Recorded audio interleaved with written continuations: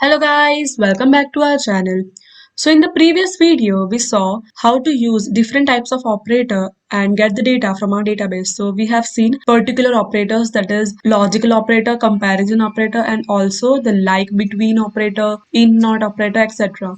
So I hope you are clear till the operators, right? And if you have any doubt, then you can ask me in the comment section. So now after completion of the operators, we have seen the clauses, that is group by clause and order by clause. So these two clauses are also used to get our data from our database according to our requirement. And now we are going to see some mathematical operations or mathematical functions by which we can get our data, which is used in accounting or calculating your data in much simpler and faster way. So let's see how many types of functions are there. So there are different types of functions in mathematics. There are various functions, right?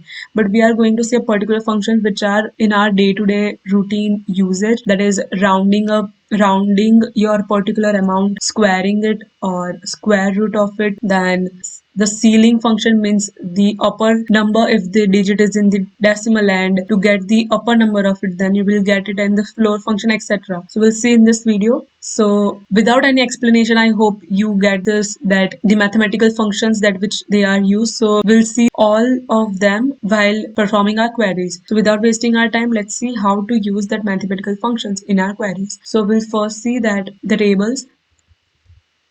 So now here I have created a table that is called student. So the data is there in it, and with the help of this, we'll perform our queries. So I'm taking the data of the student. So I will write. So here is the data of a particular table, that is student. So now the first function which we are going to see, that is a round off function. So now here if you see that the marks is out of 50, or there are the marks which is given to the particular student. So now suppose I want the data that it should not be in the decimals, they all should be in an integer, and I want to round it off. So basically the rule is, if we are rounding anything and if it is zero point 0.5, or sorry, if it is a number and it is greater than, it is having its decimal greater than 0.5, then it will give the number which is succeeding it, that is the upper number of it. And if it is less than 0.5, that is 30.4 or something like that, then it will give us the digit, which is, suppose the data is of 20.4, so it will give us only the 20. It will not round off you, and it will won't give you 21. So how to write it? So now here I am taking it away in a way as,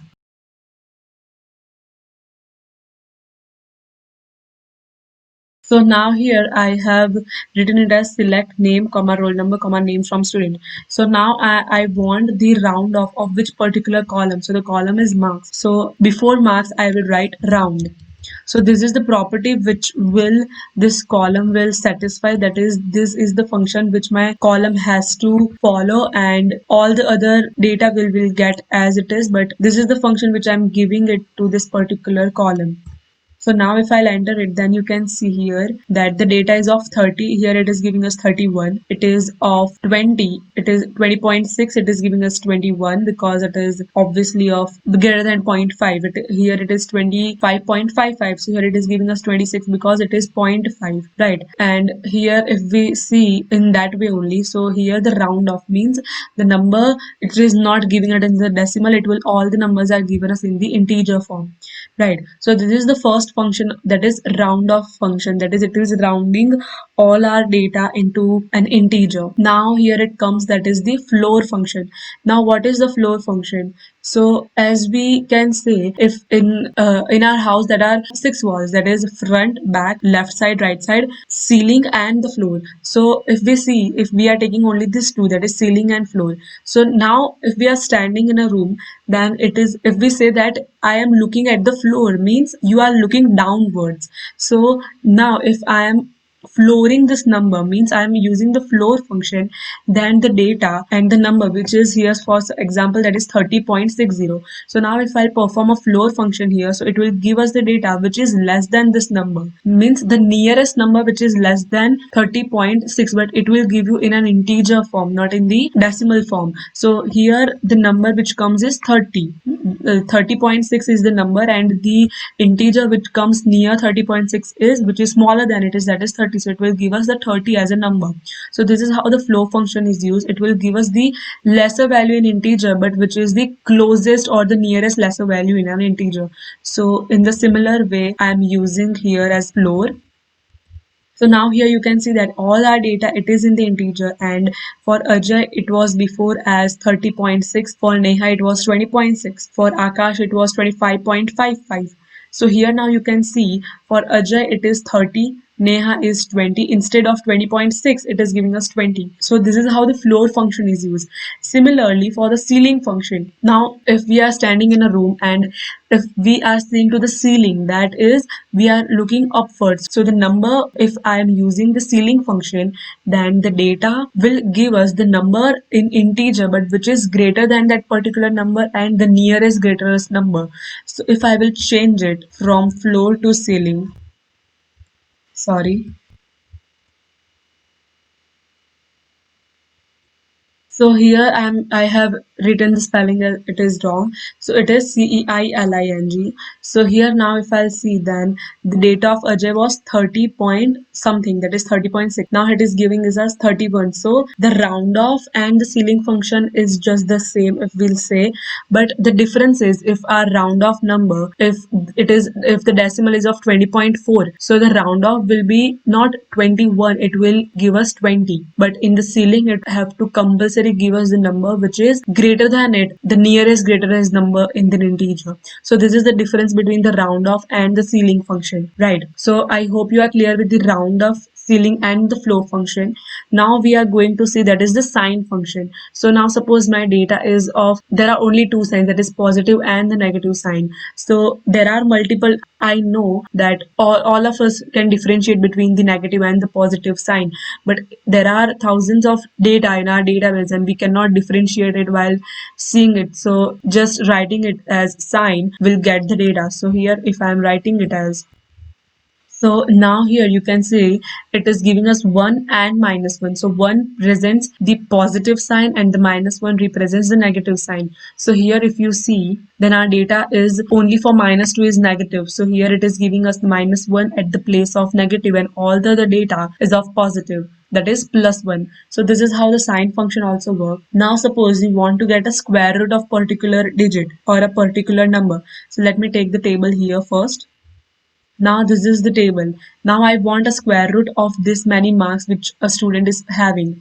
So how I will write it? I will write it in a way as,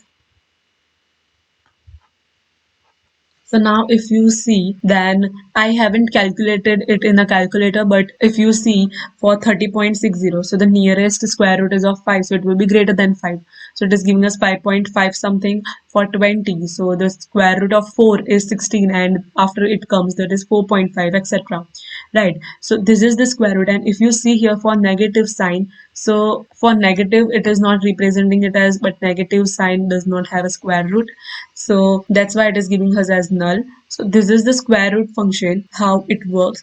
In the same way, if you want a square of something, so I am having a specific function that is square root, that is SQRT. But for squaring any number, you are not having a function that is square. For that, you have to use a power function, that is, for power, it will give you a particular data. So here I am only giving you an example, that is, so now here I have written it as select power 4 comma 2. So we'll see in the table also, but I am giving you only the example, that is, here power means 4 comma 2 means 4 raised to 2, that is, the 4 is the base number and 2 will be the degree of it. So 4 raised to 2, so here it will give us as 16, right? So now in the same way, if I will write it here for mark, so I want the data, that is square or the cube of every number which is there. So how I will write it? I will write it as power in the bracket marks comma 3. So now here you can see that Here the data is giving us the cube of every number.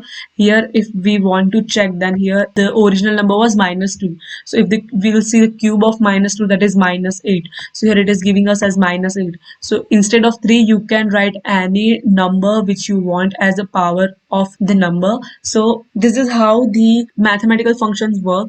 But these are the basic mathematical functions which we use in our day-to-day life for the accounting, or using all the time to get our data from our database in much sufficient and in the much easier way. So we have seen, I guess, 4 to 5 types of function. That is rounding of a particular number, that is round function, ceiling function, floor function, sine function, power function, and the square root function. So these are the functions which is mostly used. And in the next video we are going to see the aggregate function, that is average or minimum or maximum of that particular thing, right? So this is all about the mathematical functions which are used in our day-to-day life to get our data from our database in a much simpler way. So thank you so much for watching this video. See you guys in the next video.